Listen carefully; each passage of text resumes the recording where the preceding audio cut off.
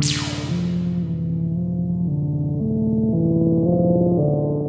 psychology of fear. Unlocking the secrets of terror. Fear is a universal human experience.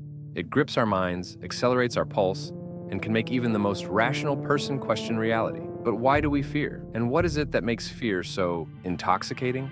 Act 1. The nature of fear. Psychologist 1. Fear is a primal emotion, one that dates back to our ancestors' fight for survival. In the most basic sense, fear is the body's alarm system. It's there to keep us safe from danger. Fear triggers a cascade of reactions in the brain. The amygdala, a small, almond-shaped structure, processes the threat and sets off a chain of responses that prepare the body to either fight or flee. Psychologist 1. This is often referred to as the fight or flight response. It's the reason your heart races, your palms sweat, and your muscles tense up when you're scared. Act 2. Why do we love to be scared? If fear is meant to protect us from danger, why do so many of us willingly seek it out? From horror movies to haunted houses, we crave the sensation of being scared. Psychologist 2.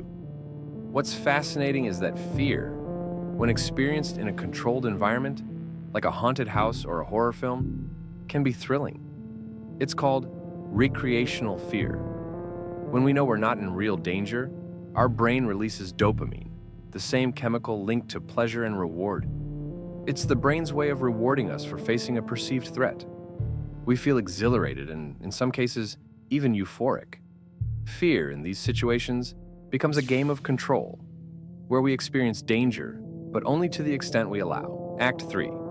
The evolution of fear in human culture. Fear has always been an integral part of human culture. From ancient myths about vengeful gods, to the horror literature of the 19th century, and now to the terrifying films and games of today. Cultural anthropologists said that fear connects us to the unknown, to things we can't explain. In every culture, there are stories meant to frighten, whether it's to teach a lesson, explain natural phenomena, or entertain. Horror media has evolved from simple ghost stories to complex psychological thrillers, reflecting the fears of each era. In times of uncertainty, war, or societal change, horror often becomes more popular as a way for people to process their collective anxieties. Act 4. Fear in the modern age. In the modern world, fear isn't just found in the dark corners of our imagination. It's everywhere. The 24-hour news cycle and constant social media feed us a steady stream of fear-inducing stories, from pandemics to global conflict. Psychologist 3. This has led to a phenomenon known as chronic fear, or ambient anxiety. Our bodies are not meant to be in a constant state of alarm, but modern technology keeps us in a loop of stress and fear. The challenge now is managing how much fear we allow into our lives, while also addressing the real-world threats we face. Act 5. Overcoming fear. But fear, though overwhelming at times, can also be harnessed. Understanding our fears is the first step to mastering them. Psychologist 4. Mindfulness practices, therapy, and even confronting fears directly are ways to take control of your fear response.